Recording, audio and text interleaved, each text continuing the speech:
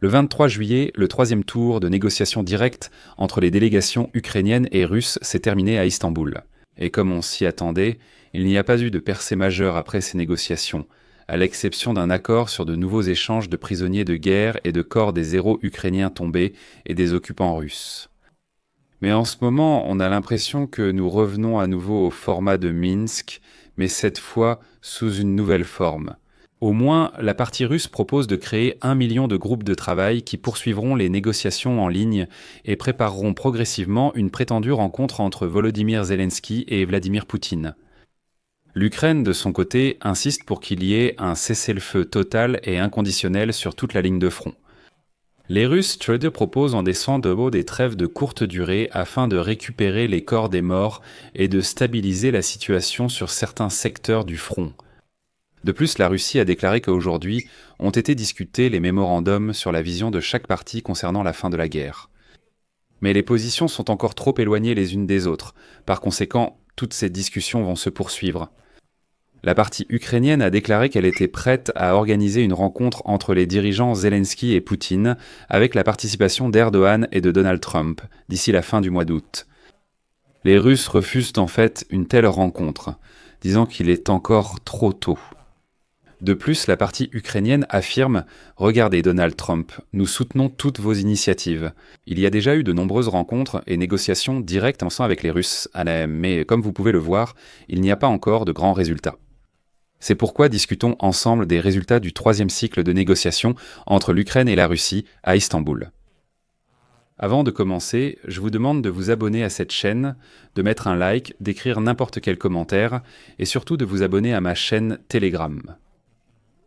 Le lien s'y trouve dans la description de cette vidéo. Allons-y étape par étape, les amis. Je vous rappelle maintenant qu'aujourd'hui à Istanbul a eu lieu le troisième round de négociations directes entre l'Ukraine et la Russie. Et donc la Turquie, en tant que partie hôte, a ouvert ces négociations. Et Hakan Fidan, c'est le ministre des Affaires étrangères de la Turquie, en ouvrant cette séance, a déclaré que la Turquie était prête à aider à surveiller le cessez-le-feu en Ukraine. Le pays dispose de l'infrastructure nécessaire pour cela, et c'est pourquoi il a appelé l'Ukraine et la Russie à enfin parvenir à un accord sur un cessez-le-feu. Selon lui, la Turquie peut également faciliter les échanges de prisonniers sur la base d'une méthodologie plus structurée. Citation. À l'occasion des négociations d'Istanbul, nous avons la possibilité de montrer que la diplomatie et le dialogue sont plus efficaces pour parvenir à la paix que la confrontation et les armes. Nous disposons de l'infrastructure nécessaire dans le cadre du mécanisme de surveillance au cas où un accord de cessez-le-feu serait conclu. Des déclarations ont déjà été faites par Roustem Umerov, chef de la délégation ukrainienne et actuel secrétaire du Conseil de sécurité nationale et de défense de l'Ukraine. Et de l'autre côté, Medinsky. Je rappelle que récemment, Poutine l'a élevé au rang de principal idéologue du Kremlin. Commençons par les déclarations ukrainiennes, puis analysons celles des Russes.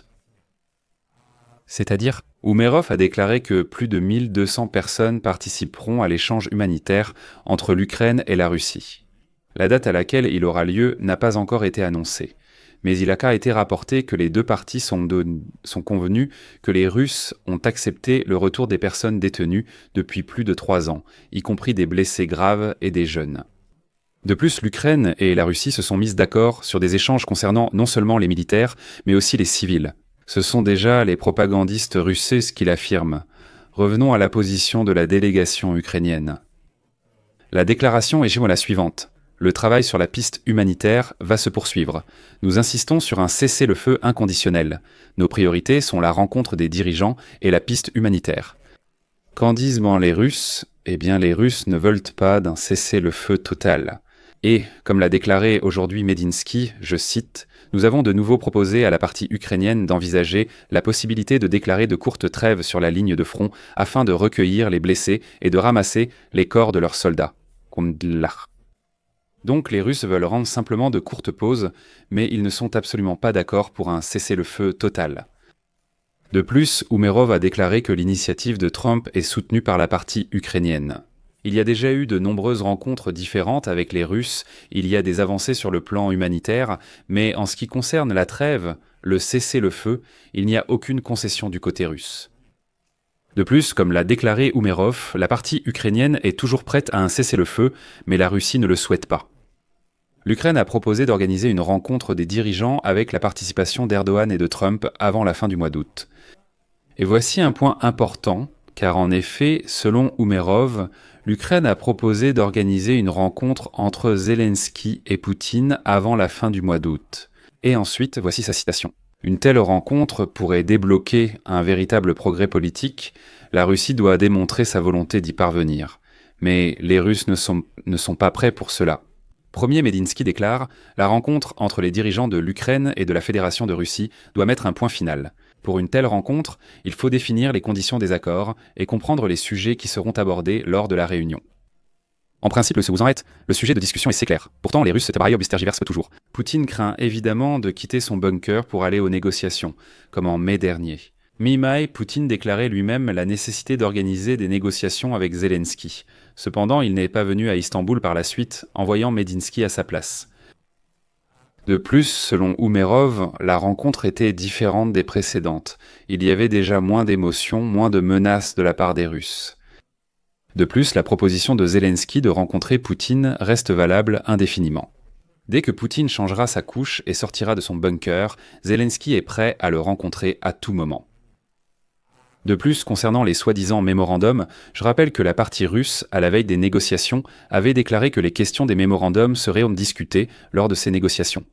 En d'autres termes, il s'agit des perspectives des deux parties, sur ce à quoi devrait ressembler la fin de la guerre. Medinsky a déclaré « Nous avons discuté des mémorandums. Les positions de l'Ukraine et de la Russie sont assez éloignées. Nous avons convenu de poursuivre les contacts. » Umerov a déclaré que les documents discutés lors des négociations ne devraient pas être appelés mémorandums, mais plutôt des projets. Il est important de noter que les documents ukrainiens sont plus réalistes que ceux de la Russie. On sait aussi qu'au moment même où Umerov et Medinsky prenaient la parole, après la fin des négociations à Istanbul, un échange de prisonniers 250 contre 250 a eu lieu à la frontière ukraino-biélorusse. Selon les informations, il s'agit de la 9e étape de l'échange de prisonniers dont les accords ont été conclus à Istanbul. En particulier, des défenseurs gravement malades et grièvement blessés de notre pays sont rentrés chez eux en Ukraine. Au total, plus d'1 millier de nos compatriotes ont pu être rapatriés lors de toutes les étapes des derniers accords d'Istanbul. C'était déjà une déclaration de Volodymyr Zelensky. J'aimerais également citer l'ombudsman ukrainien Lubenets, qui affirme que 3 défenseurs revenus aujourd'hui de la captivité russe fêteront demain leur anniversaire sur leur terre natale. Le plus âgé des prisonniers libérés a 66 ans, le plus jeune en a 27. Plusieurs combattants étaient portés disparus, mais aujourd'hui ils sont revenus sur la terre sacrée ukrainienne. De plus, le dernier défenseur de l'île aux serpents, qui était encore en captivité russe, est également rentré chez lui. Concentrons-nous maintenant sur le point crucial, car cela mérite vraiment notre attention. Medinsky, voici ce qui compte. Medinsky déclare aujourd'hui que la partie russe a proposé de former 3 groupes de travail qui travailleront en ligne sur les questions politiques, humanitaires et militaires. On pourrait penser que cette proposition est constructive, qu'il y a effectivement plusieurs groupes de travail qui traiteront en ligne différentes questions, puis de se rencontrer à Istanbul pour aborder certains sujets concrets. Mais il y a un piège très dangereux là-dedans. Je vais expliquer pourquoi. Rappelez-vous tous le soi-disant format de Minsk, ces fameux accords de Minsk. Eh bien, dans ce format de Minsk, il y avait tout un tas de groupes de travail. Ces groupes de travail travaillaient en ligne, se rencontraient en personne, se réunissaient à Minsk, discutaient de quelque chose, et au final, tout ce processus traînait pendant des mois et des années et n'aboutissait à rien. Dès qu'on commence à diviser en groupes de travail, cela signifie que le processus va être prolongé au maximum. La délégation ukrainienne a déjà dit à plusieurs reprises « Écoutez, organisons une rencontre entre Poutine et Zelensky, d'accord, avec la médiation d'Erdogan et de Trump, et là, on pourra discuter de tout concrètement.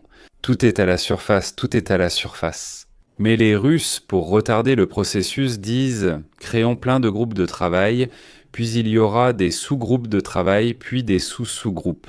Tout cela ne sera qu'une interminable routine, de longs processus de coordination, et ainsi de suite. » Cela rappelle beaucoup le format de Minsk, sauf que maintenant ils vont probablement l'appeler le format d'Istanbul, et nous risquons de nous enliser dans ce processus. Et ensuite, les 50 jours accordés par Donald Trump à Vladimir Poutine passeront. Les Russes diront « Écoutez, vous voyez bien que le processus avance. Il y a un grand nombre de groupes de travail, nous travaillons, des choses sont en train d'être élaborées, et ainsi de suite. Donnez-nous donc encore un peu de temps.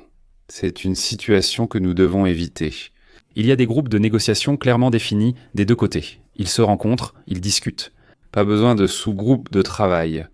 Dès qu'il y a une division, c'est fini. C'est la façon la plus extrême de retarder le processus.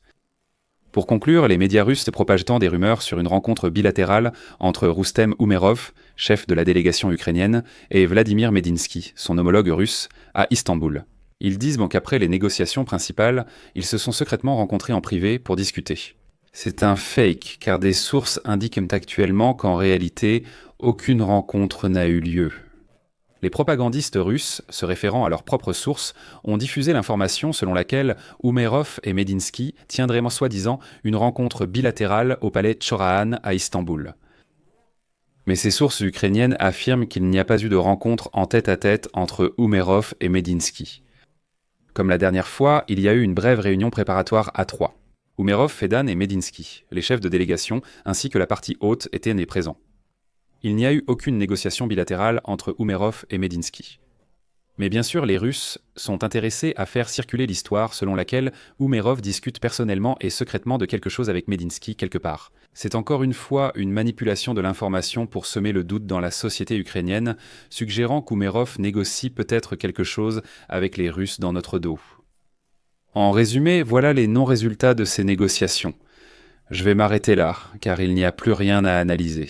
Je pense qu'il sera aussi intéressant de voir la réaction de Donald Trump. Je pense qu'il s'exprimera plus tard et réagira à ce troisième round, mais pour l'instant ce sont les non-résultats. C'est-à-dire que tout s'est absolument réduit à des questions humanitaires, rien de plus. C'est pourquoi je mets des points de suspension. Donnez votre avis, écrivez vos conclusions dans les commentaires sous cette vidéo, abonnez-vous à la chaîne, activez la cloche et n'oubliez pas de mettre un like. Si vous souhaitez soutenir le travail de cette chaîne, vous pouvez le faire en faisant un don via les liens et les coordonnées dans la description de cette vidéo. C'est tout pour aujourd'hui. Prenez soin de vous. À bientôt.